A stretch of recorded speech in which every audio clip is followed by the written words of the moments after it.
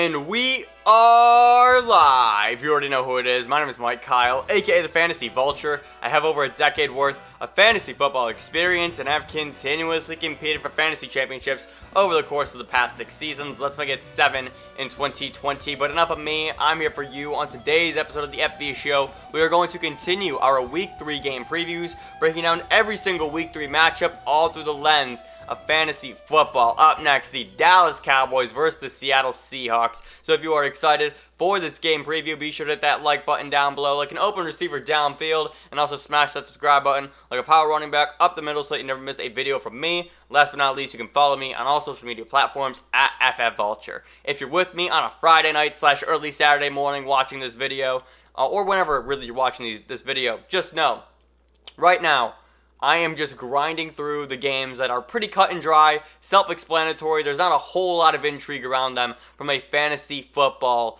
standpoint. We know what we're doing here in this matchup, and in these matchups rather. And this matchup, the Cowboys and the Seahawks, is nothing different. So let's jump over to the preview screen, and here we go. Start everybody. That's it. Here we are again with the Seahawks. We saw them take on New England. It was start everybody. The week before in Atlanta, it was start everybody. With the Cowboys, who faced Atlanta last week, it was start everybody there as well. Here we are. We are just in the middle of this week, and again, week 3, the matchups are they're really, really simple. There are games that we want to stay away from entirely, and there are games that we want to keep hammering that red button, go, go, go, go, go. And this is absolutely one of those games. I talked about this in the Kansas City and Baltimore preview. Link to that will be somewhere up here. I said you were probably starting 10 players, from that game. I think in this game, you might be starting more. Let's run through the math here, right? You are starting the quarterbacks, Russell Wilson and Dak Prescott. You are starting the running backs, Carson and Zeke. That's 4 right there. You are starting the wide receivers, Cooper. You are starting Lamb. You are starting Cooper, Lamb, Gallup. So that's 7. You are starting DK and Lockett. There's 9. You're going to start Dalton Schultz because he had 10 targets last week and put up an incredible stat line. And then can you start Greg Olsen for Seattle? I mean, maybe if you have to, right? Who is injured at the tight end? Let's say you have George Kittle. And you need a spot start at tight end. Greg Olsen isn't awful given the matchup. I mean, I'm assuming this game is one of the highest over-unders for the week. Because that is the reason why we're saying start everybody, right? Because of the way that this game is designed to be. So along that same line, if you needed a spot start for George Kittle, even though you should already have one by now because he didn't play last week, Greg Olsen might be a name to keep an eye on. I wouldn't be shocked if he scored a touchdown in this game. Don't know what he'd do in terms of yardage wise, from 20 to 20, but I think there's a decent chance that he finds his way into the end zone this game. But there we go. That alone is 10. That alone is 10. If you're starting both kickers, that's 12. Just start.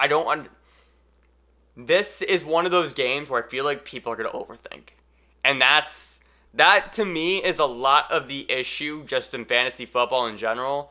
I just think people tend to overthink matchups or overthink outcomes of a game or just, basically just that. But in a game like this, very similar to Kansas City and Baltimore, we just have a matchup of the century, right? We saw this last week with Dallas and Atlanta. We know how that worked out, right? Everybody in that game, for the most part, played well, I think, besides Michael Gallup. And then week 1 against, who did Dallas play week 1? I just said it, didn't I? Who did Dallas play week 1? All right, we're pulling up. Who did Dallas play week 1? Dallas Cowboys schedule. It wasn't Philly. Who did Dallas play week 1? Schedule.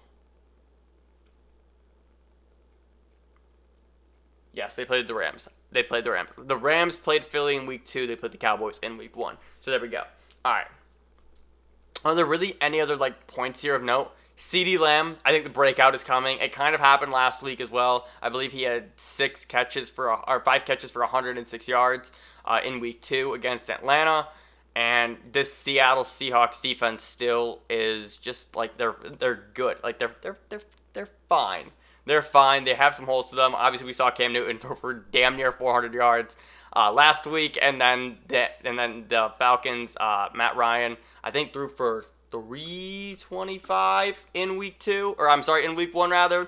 So like this the Seattle Seahawks defense can get scored on. This Dallas Cowboys defense can get scored on as well. It's gonna be so much fun. I am a bit bummed that this isn't the Sunday night game, admittedly. Knowing what we know now, with Devontae Adams likely not playing for Green Bay and with Michael Thomas being ruled out for New Orleans, I feel like this is one of those games where the NFL would love to pull a flex and flex the Dallas Seattle game into prime time on Sunday night. But that's going to do it for this game preview. Again, start everybody. No questions asked. Don't overthink it. Don't get cute. This is a matchup that is designed for fantasy football. So thank you so much for watching. If you enjoyed, be sure to leave a like and subscribe down below. We try to do this for every single week 3 matchup, and you can also follow me on all social media platforms at FFVulture. Again, thank you so much for your time today. Remember, people come and go, but fantasy championships are forever, and I will see you in the next video.